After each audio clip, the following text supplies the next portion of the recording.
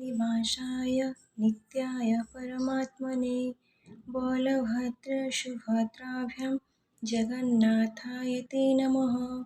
नमो नमः। मम नाम जस्मिन् बेहेरा। अहं श्री सदाशिवपरिसरस्य शिक्षाशास्त्रविभागस्य द्वितीयवर्षस्य छात्रा अस्मि। अद्य अहं पाठ्यचर्यायाः प्रकाराः विषये किञ्चित् वक्तुमिच्छामि। आदौ वयं जानीमः पाठ्यचर्या इत्युक्ते किम्। पाठ्यचर्या भवति विद्यालयशिक्षायाः प्रमुखकेन्द्रबिन्दुः। कक्ष्यायाः शैक्षिककार्यकलापैः सह बालकस्य सर्वाङ्गीणविकासार्थं विद्यालये सञ्चाल्यमानानां सर्वविधक्रियाकलापानां समाहारः भवति पाठ्यचर्या। अर्थात् पाठ्यचर्या न केवलं पठनपाठनम् अपि तु सर्वविधक्रियाकलापानाम् अर्थात् नृत्यं, सङ्गीतं, नाटकं, हस्तकला इत्यादयः सर्वविधक्रियाकलापानां समाहारः भवति पाठ्यचर्या। पाठ्यचर्या इति पदद्वयमस्ति। एकं भवति पाठ्यं, द्वितीयं भवति चर्या। पाठ्य इत्यस्य अर्थः भवति पठितुं योग्य। चर्या इत्यस्य अर्थः भवति नियमपूर्वक अनुसरणम् अर्थात् पठितुं योग्य विषयवस्तूनां क्रियाणां च नियमपूर्वक अनुसरणं भवति पाठ्यचर्या। पाठ्यचर्या इति आङ्ग्लभाषायां करिकुलम् इति उच्यते, यत् लाटिन् भाषायाः क्युविन्तः आगतम् अस्ति। यस्य अर्थः भवति रेस् कार्स्, रन्वे, कैरिसेवे इत्यादयः। रेस् कार्स् इत्यस्य अर्थः भवति धावनक्षेत्रम् अर्थात् पाठ्यचर्या एकं धावनक्षेत्रं भवति, यत्र छात्राः स्वलक्ष्यप्राप्त्यर्थम् एकैकसोपानम् अतिक्रम्य धावनं कुर्वन्ति। पाठ्यचर्या भवति अधिगमाय प्रयुक्तवस्तुः। तदनन्तरम् आयाति पाठ्यचर्यायाः परिभाषा।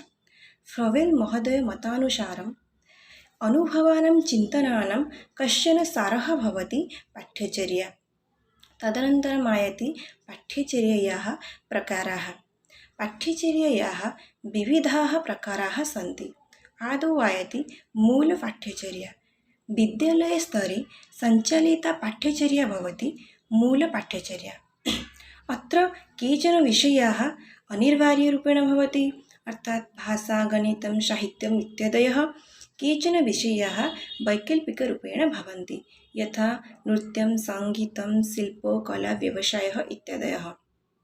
अत्र ज्ञानस्य लाभं भवति, छात्र अध्यापकयोर्मध्ये सम्बन्धः उत्तमः भवति, शिक्षणं प्रभावोत्पादकं भवति, छात्राः रुचिसम्पन्नाः भवन्ति। इयं पाठ्यचर्या प्राथमिकस्तरे, माध्यमिकस्तरेषु च उपयोगी वर्तते, उच्चस्तरेषु उपयोगी न वर्तते। तदनन्तरम् आयाति पाठ्यचर्या।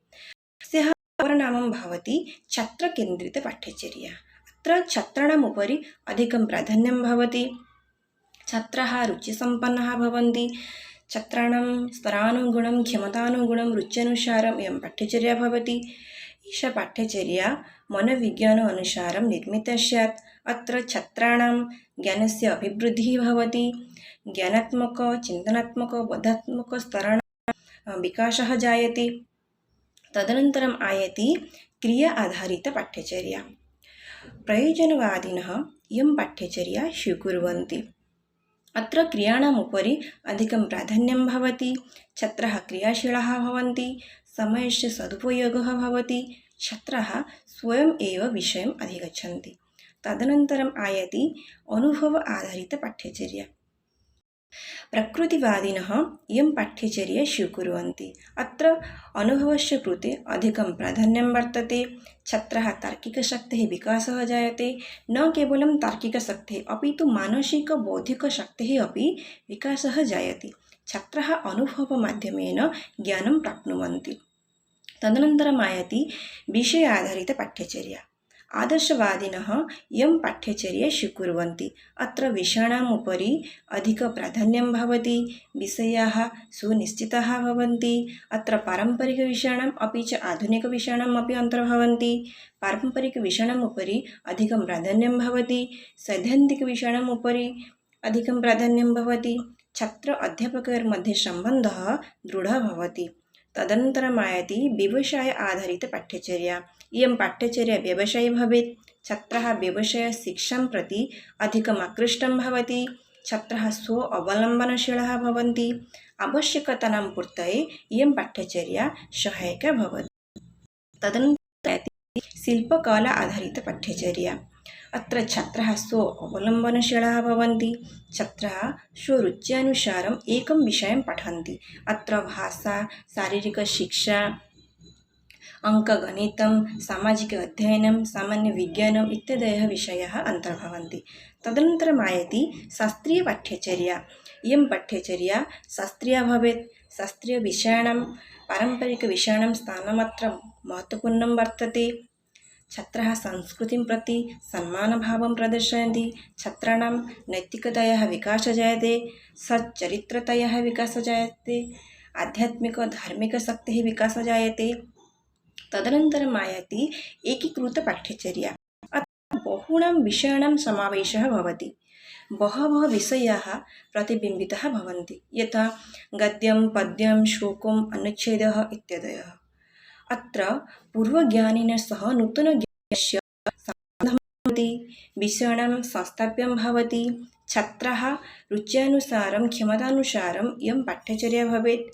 छात्राणां स्तरानुगुणम् इयं पाठ्यचर्या भवेत्। अत्र केचन दोषाः अपि भवन्ति, यथा अध्यापकानाम् अभावः, अध्यापकेषु कार्यभारः अधिकं भवति, छात्राः अरुचिः प्रकटयन्ति इत्यादयः। एवं प्रकारेण पाठ्यचर्यायाः प्रकाराः वर्णितानि सन्ति। धन्यवादः।